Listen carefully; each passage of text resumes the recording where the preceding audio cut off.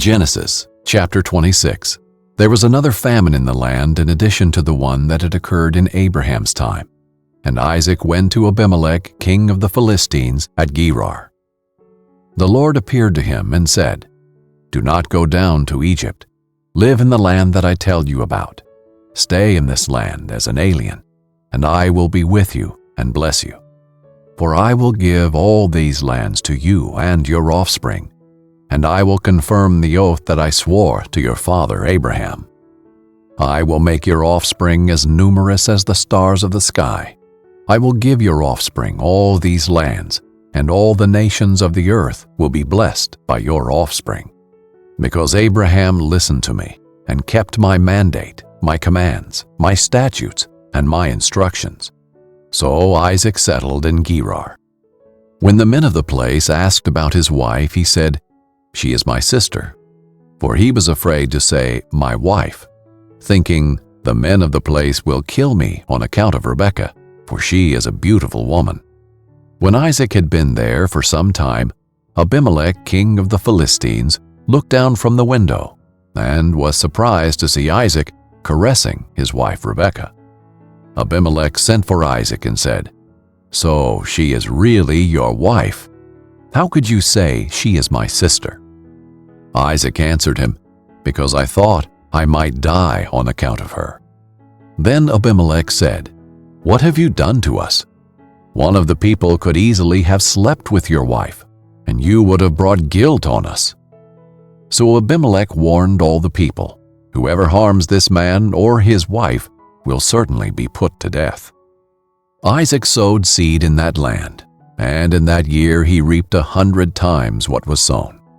The Lord blessed him, and the man became rich and kept getting richer until he was very wealthy.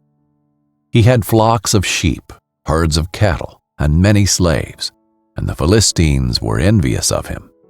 Philistines stopped up all the wells that his father's servants had dug in the days of his father Abraham, filling them with dirt. And Abimelech said to Isaac, "Leave us, for you are much too powerful for us."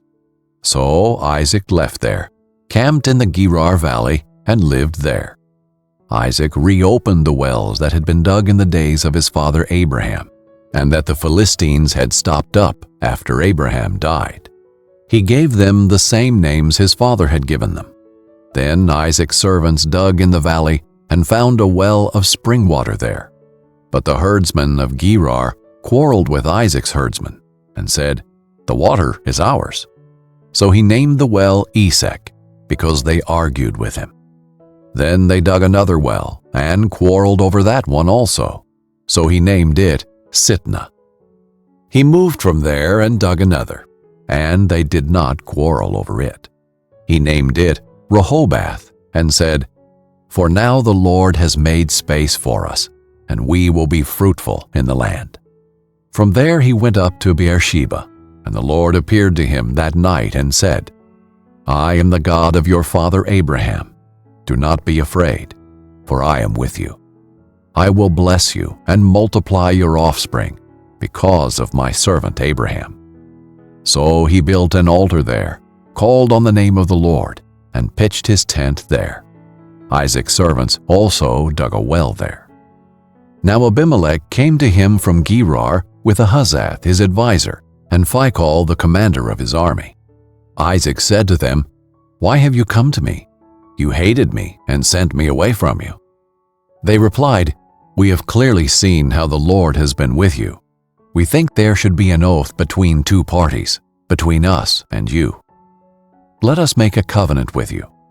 You will not harm us, just as we have not harmed you, but have done only what was good to you, sending you away in peace. You are now blessed by the Lord." So he prepared a banquet for them, and they ate and drank. They got up early in the morning and swore an oath to each other. Isaac sent them on their way, and they left him in peace. On that same day Isaac's servants came to tell him about the well they had dug, saying to him, "We have found water." He called it Sheba. Therefore the name of the city is still Beersheba today.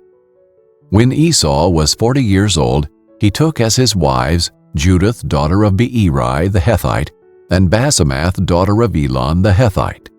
They made life bitter for Isaac and Rebekah.